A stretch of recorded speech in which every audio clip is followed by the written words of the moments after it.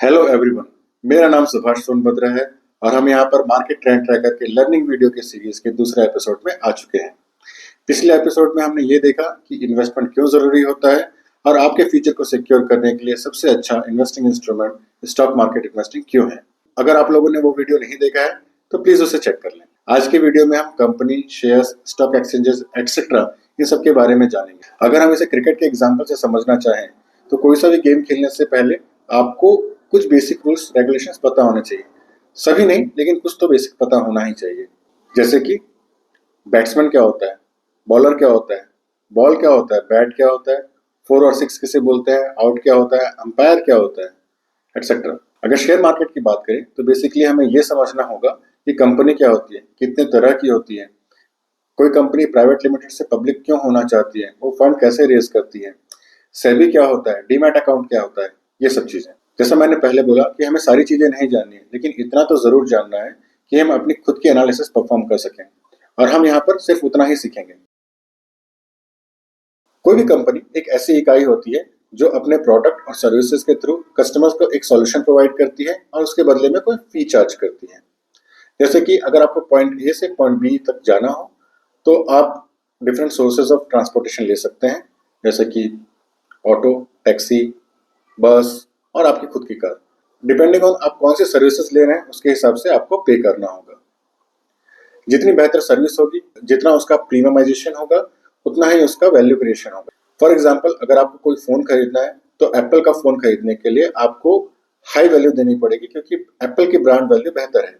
अगर आपको दिल्ली से मुंबई जाना है तो आपको ट्रेन की टिकट सस्ते में मिल जाएगी, लेकिन आप अपना टाइम बचाने के लिए फ्लाइट का टिकट महंगे में खरीद कर जा सकते हैं। अगर हम मोटे तौर पर देखें तो कंपनियां कुछ इस तरह से ऑपरेट करती हैं कि सबसे पहले कंपनी का फॉर्मेशन होता है, फिर उसमें वर्किंग कैपिटल ऐड किया जाता है जिससे कि वो अपना प्रोडक्ट और सर्विस बनाती हैं, और उसे जब मार्केट में बेचती हैं उसके बदले वो रेवेन्यू अर्न करती है। अब सारे खर्च निकालने के बाद जो भी प्रॉफिट बचा उससे अपने वो लोन रिपे करने की कोशिश करती है और बाकी पैसा अपने वर्किंग कैपिटल में फिर से डालती है।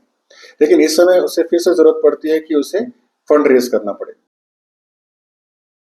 दोनों ही समय जब आप वर्किंग कैपिटल ऐड करना चाहते हैं तब, और अगर दूसरे समय जब आप अपना एक्सपेंशन करना चाहते हैं या अपना पुराना कर्ज देना चाहते हैं, आपको फंड रेज करना होता है। इस फंड को दो तरह से रेज किया जा सकता है। पहला कि आप किसी लेंडर जैसे कि बैंक, उससे आप एक लोन ले लें एक पर्टिकुलर इंटरेस्ट रेट पे, इसे हम कर्ज या डेट फाइनेंसिंग बोलते हैं। और दूसरा, आप अपने कंपनी के अंदर के शेयर्स डायल्यूट कीजिए। मान के चलिए आपके पास 100% कंपनी के शेयर हैं, तो आप 5% अपना शेयर किसी को बेच दीजिए, उसके बदले आप एक फंड रेज कर लीजिए। इसे हम इक्विटी फाइनेंसिंग बोलते हैं। क्योंकि हम शेयर मार्केट को समझना चाहते हैं, हमें इक्विटी फाइनेंसिंग की तरफ ज्यादा ध्यान देना होगा, क्योंकि आपने देखा कि हमने शेयर्स के बदले कैपिटल रेज किया। लेकिन किसी भी बिजनेस को एनालाइज करने के लिए हमें इक्विटी और डेट दोनों को अच्छे से समझना होगा, और इसे हम आने वाले सेशंस में देखेंगे। जब आप दोनों ही फाइनेंसिंग इंस्ट्रूमेंट्स को कंपेयर करें तो आप ये देखेंगे कि डेट फाइनेंसिंग में आपके ऊपर कोई भी डायल्यूशन ऑफ शेयर नहीं होता है, लेकिन आप इक्विटी में आप अपने शेयर्स डायल्यूट करते हो। डेट फाइनेंसिंग में आपको एक पर्टिकुलर इंटरेस्ट रेट पे आपको पेमेंट करते रहना होता है। इक्विटी फाइनेंसिंग में आपको कोई रीपेमेंट का प्रॉब्लम नहीं है। मान के चलिए आपकी कंपनी अच्छा परफॉर्म नहीं कर रही है तो यही डेट फाइनेंसिंग आपके लिए एक प्रॉब्लम बन सकता है, क्योंकि आपको इंटरेस्ट रेट पर्टिकुलरली देना पड़ता है और वो कर्ज चुकाना ही है। इक्विटी वाले केस में शेयर होल्डर्स का एक से होता है। अगर कोई स्टेक मेजोरिटी शेयर होल्डर के पास है, वो कंपनी के डायरेक्शन भी बदल सकते हैं। अभी हमने ये देखा कि कंपनी क्या होती है, वो अपने कैपिटल कैसे रेज करती है, लेकिन इक्विटी या शेयर्स का मतलब क्या होता है, चलिए इसे समझते हैं। शेयर्स कंपनी के अंदर के ओनरशिप का ही एक नाम है। मान के चलिए आपके पास 100% अगर शेयर है, मतलब आप कंपनी के 100% के मालिक हैं। अगर आपके पास 50% शेयर है तो आप 50% के मालिक हैं। हर कॉमन शेयर के साथ आपको कुछ बेसिक राइट्स मिलते हैं, जैसे कि वोटिंग राइट्स। जब भी कोई बोर्ड मीटिंग होगी या अगर कोई इंपॉर्टेंट डिसीजन लेना होगा उसमें आप अपने वोट दे सकते हैं। एक सब्सटेंशियल शेयर होल्डर कंपनी के डायरेक्शन को कंप्लीटली बदल सकता है। इसके साथ ही अगर कंपनी प्रॉफिट करती हुई दिखती है तो उसमें डिविडेंड मिलने के भी चांसेस होते हैं, और कंपनी के शेयर वैल्यू तो ऑलरेडी बढ़ ही रहे होते हैं अगर कंपनी अच्छा कर रही है। इसमें रिस्क ये है, अगर कंपनी खराब कर रही है आपके शेयर्स की वैल्यू गिर रही होती है। अगर हम टाइप ऑफ कंपनी को देखें तो as per companies act of India there are many companies, जैसे कि single owner company, private limited company, public limited company, special purpose vehicle etcetera. क्योंकि हम शेयर मार्केट की बात कर रहे हैं तो हमको ये समझना जरूरी है कि कोई भी पब्लिक लिमिटेड कंपनी कैसी होती है और प्राइवेट लिमिटेड कंपनी से पब्लिक लिमिटेड कंपनी में क्यों जाती है। पब्लिक लिमिटेड कंपनी के पास अनलिमिटेड शेयर होल्डर्स हो सकते हैं, जिससे वो अपने शेयर्स को किसी भी नंबर ऑफ शेयर होल्डर्स में डिस्ट्रीब्यूट कर सकता है, जबकि प्राइवेट लिमिटेड कंपनी के पास number of stake holders can be only 200, उससे ज्यादा नहीं हो सकता। जो भी कैपिटल रेज करना है उसके लिए पब्लिक लिमिटेड कंपनी अपने शेयर्स को ओपन मार्केट में रिटेल इन्वेस्टर्स को बिना किसी टेंशन के डाइल्यूट कर सकती है, जबकि प्राइवेट लिमिटेड कंपनी के पास कैपिटल रेजिंग के लिए या तो इन्वेस्टर्स के पास जाना होगा या डेट फाइनेंसिंग पे डिपेंड करना होगा।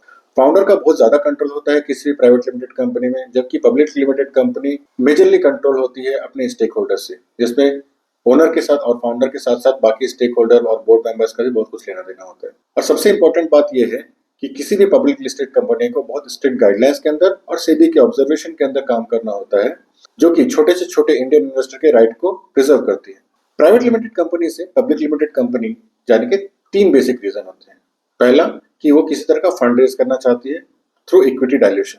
दूसरा, जो अर्ली इन्वेस्टर्स आए थे उस कंपनी के अंदर उनको एक एग्जिट मिल जाए ताकि वो अपना शेयर को बेच के बाहर निकल सके। और तीसरा, जो मेरे हिसाब से सबसे ज्यादा इंपॉर्टेंट है, कि आपकी विजिबिलिटी बढ़ती है, आपका ट्रस्ट फैक्टर बढ़ता है। वो किसी भी कंपनी के लिए बहुत इंपॉर्टेंट फैक्टर होता है कि अगर आप पब्लिक लिस्टेड कंपनी है तो आपके पास ट्रस्ट फैक्टर है, क्योंकि आप एक स्ट्रिक्ट गाइडलाइन के अंदर काम कर रहे हैं और सेबी आपके राइट्स को रिजर्व कर रहा है। किसी भी कंपनी के शेयर्स को खरीदने और बेचने का काम कैसे होता है, कहाँ होता है, चलिए इसे देखते हैं। हमने अभी जो पॉइंट डिस्कस किया कि किसी private limited company public limited company बनती है तो उसके क्या रीजन होते हैं, उसकी वजह से जब भी वो डिसाइड करती है कि अब उसे पब्लिक लिमिटेड कंपनी बनना है तो वो एक इनिशियल पब्लिक ऑफरिंग, जिसे हम आईपीओ भी कहते हैं, वो लॉन्च करती है। आपने इसके बारे में जरूर सुना होगा। इसमें कंपनी अपने ओनरशिप को डिसॉल्व करके इंस्टीट्यूशनल और रिटेल इन्वेस्टर को बेचती है, जिससे वो कैपिटल रेज करती है और उसमें ये बताती है कंपनी कि ये जो कैपिटल रेज किया है उसने, वो उसे किस कामों में खर्चा करेगी। अगर कंपनी ऑलरेडी लिस्टेड है और फिर भी उसे कैपिटल की जरूरत है तब वो फॉलो ऑन पब्लिक ऑफरिंग, जिसे एफपीओ कहते हैं, या फिर क्यूआईपी क्वालिफाइड इंस्टीट्यूशनल प्लेसमेंट के थ्रू फंड रेज करती है। ये सारा प्रोसेस जिस जगह पर होता है उसे हम स्टॉक एक्सचेंज बोलते हैं। इंडिया में 2 मेजर स्टॉक एक्सचेंज है, एनएसई और बीएसई, नेशनल स्टॉक एक्सचेंज और बॉम्बे स्टॉक एक्सचेंज। किसी भी शेयर को प्राइस डिसाइड करने का काम मार्केट करता है, जो कि डिमांड और सप्लाई पे काम करता है। और इन सब चीजों को हम और बेहतर तरीके से समझेंगे अपने आगे आने वाले सेशंस में। स्टॉक एक्सचेंज को भी थोड़ा समझ लेते हैं। फिर से हम क्रिकेट के एग्जांपल से ही लेते हैं। स्टॉक एक्सचेंज बिल्कुल एक स्टेडियम की तरह होता है जहां बहुत सारे प्लेयर आते हैं और बहुत सारे स्पेक्टेटर्स आते हैं और सब एक एम्पायर या थर्ड एम्पायर और एक रूल्स एंड रेगुलेशन की तहत काम करते हैं। स्टॉक एक्सचेंज इंश्योर करता है कि जब भी शेयर्स खरीदे या बेचे जाए बिल्कुल ट्रांसपेरेंसी और एक फेयर ट्रेड प्रैक्टिस की जाए। इसे कभी कभी इकोनॉमी का एक बैरोमीटर भी कहते हैं कि मान के चलिए जो भी स्टॉक एक्सचेंज है उसकी मार्केट कैपिटलाइजेशन अगर बढ़ रही है तो ओवरऑल आपके कंट्री की मार्केट कैपिटलाइजेशन या बिजनेस वैल्यू बढ़ रही है। एनएसई इंडिया का सबसे बड़ा स्टॉक एक्सचेंज है और बीएसई सबसे पुराना। निफ्टी 50 और सेंसेक्स 30 आपने सुना ही होगा। निफ्टी 50 एनएसई के टॉप 50 स्टॉक्स का एक बुके है और सेंसेक्स 30 बीएसई के स्टॉक एक्सचेंज का एक बुके है। स्टॉक एक्सचेंजेस का वर्किंग आवर्स सुबह 9 से 4 बजे तक का होता है। जैसे पहले 15 मिनट 9 बजे से सवा 9 बजे तक प्री मार्केट आवर्स होते हैं, जिसमें आप ऑर्डर प्लेस कर सकते हैं, जो कि एग्जीक्यूट होंगे 9:15 पर ही। 9:15 से 3:30 का ट्रेडिंग आवर्स होता है, जिसमें आप जनरल ट्रेड कर सकते हैं। 3:30 से 4 बजे तक का टाइम पोस्ट मार्केट आवर्स होता है, जिसपे आप ऑर्डर प्लेस नहीं कर सकते हैं, लेकिन आपने जो भी ऑर्डर प्लेस किए थे अगर वो एग्जीक्यूट हो जाते हैं तो उसे सेटल कर दिया जाता है या फिर उस ऑर्डर को कैंसिल कर दिया जाता है। स्टॉक मार्केट के अंदर बहुत सारी एंटिटीज इन्वॉल्व होती हैं, लेकिन मेजर एंटिटीज होती हैं investor, brokers, stock exchange itself और चौथा सबसे इंपॉर्टेंट होता है सेबी। इन्वेस्टर्स होते हैं मेरे और आपकी तरह रिटेल इन्वेस्टर या फिर म्यूचुअल फंड या फॉरेन फंड जैसे फॉरेन इंस्टीट्यूशनल इन्वेस्टर या डोमेस्टिक इंस्टीट्यूशनल इन्वेस्टर्स। जो ब्रोकर्स होते हैं, हम कोई सी भी चीज खरीदते या बेचते हैं वो ब्रोकर के थ्रू होता है। वो ब्रोकर कोई सा भी हो सकता है, जैसे कि Zerodha, ICICI direct, HDFC security, axis bank etcetera. हमने ऑलरेडी स्टॉक एक्सचेंज को तो समझ ही लिया है। अब सेबी क्या होता है? SEBI is securities and exchange board of India, जो आपके अधिकारों को सुरक्षित रखती है इस शेयर मार्केट में, क्योंकि आप एक कंपनी की ओनरशिप खरीद रहे हैं और जिसमें आपके शेयर्स ट्रांसफर होंगे। ये कोई नॉर्मल अकाउंट से आप कर नहीं सकते। इसके लिए आपको एक डीमैटेरियलाइज्ड अकाउंट ओपन करना होता है, जो आप किसी भी ब्रोकर के साथ ओपन कर सकते हैं। ये बहुत ही एक आसान सा प्रोसेस होता है, जिसमें नॉर्मल जैसे कि आप कोई बैंक का अकाउंट ओपन करते हैं उसी तरह से आप डीमैट अकाउंट ओपन कर सकते हैं किसी भी ब्रोकर के पास। ब्रोकर जनरली 2 तरह के होते हैं, एक डिस्काउंट ब्रोकरेज सर्विस होता है, एक फुल हाउस ब्रोकरेज सर्विस होती है। डिस्काउंट ब्रोकर्स वो होते हैं जो एक सिंगल प्रोडक्ट, जैसे कि आपको सिर्फ शेयर्स बेचने खरीदने हैं या म्यूचुअल फंड बेचने खरीदने हैं, वो काम आपको करके देते हैं, जिसमें आपको कोई रिसर्च रिपोर्ट नहीं मिलती है, कोई एनालिसिस नहीं मिलता है, सिर्फ आप अपने ट्रेड एग्जीक्यूट कर सकते हैं। वो डिस्काउंट ब्रोकर्स होते हैं, जैसे कि जीरोधा, अपस्टॉक, 5 पैसा, ग्रो एक्सेट्रा। लेकिन कुछ फंड हाउसेज ऐसे होते हैं जो आपको डिटेल्ड रिपोर्टिंग देते हैं और उनके पास बहुत सारे अदर इंस्ट्रूमेंट्स होते हैं फॉर इन्वेस्टमेंट्स जो वेल्थ मैनेज भी कर रहे होते हैं, जैसे कि आईसीआईसीआई डायरेक्ट, एचडीएफसी सिक्योरिटीज, शेर खान एक्सेट्रा। ये हमेशा एडवाइजेबल होता है कि कोई सा भी ब्रोकर चूज करने से पहले आप अपनी जरूरत को अच्छे से पहचान लें, क्योंकि ब्रोकर चेंज करना हमेशा आसान नहीं होता। ये पॉसिबल होता है बट हमेशा आसान नहीं। अगर आप अपनी खुद की एनालिसिस कर सकते हैं तो प्रेफरेबली आप डिस्काउंट ब्रोकरेज सर्विस चूज करें, क्योंकि उसमें आपके चार्जेस कम होते हैं। लेकिन अगर आपको रेगुलर रिसर्च रिपोर्ट चाहिए या आपको फुल हाउस सर्विसेज चाहिए तो आप दूसरे ब्रोकरेज सर्विसेज को भी चूज कर सकते हैं। और हमेशा ये याद रखिए, कोई से भी लोकल ब्रोकर से बच के रहिए, क्योंकि ज्यादातर फ्रॉड वहां होते हैं और सेबी की गाइडलाइंस बहुत स्ट्रिक्ट होती हैं, जिसमें अगर आपका ब्रोकर कुछ भी हैंकी पैंकी करता है तो आपका अकाउंट फ्रीज कर दिया जाएगा और उसके बाद फिर सेबी भी आपके राइट्स को रिजर्व नहीं कर पाएगी। तो अननेसेसरी के प्रॉब्लम से बचने के लिए आप वेल नोन ब्रोकर्स के पास ही अपना डीमैट अकाउंट ओपन करें, किसी भी लोकल ब्रोकर के पास आप ना जाए। आज के लिए बस इतना ही।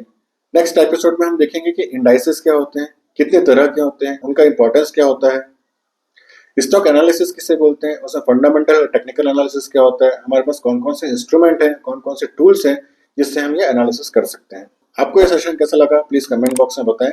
लाइक, सब्सक्राइब और शेयर बटन दबाना ना भूलें और हमारा वीकली एनालिसिस का वीडियो आप जरूर देखें। मार्केट एक टर्न अराउंड दे रहा है जो अपने बॉटम को लगभग बना चुका है और ऊपर की तरफ जाने की कोशिश कर रहा है, और ये सही वक्त है किसी भी शेयर्स और स्टॉक में इन्वेस्ट करने का जहां आप अच्छी प्रॉफिट कमा सकते हैं।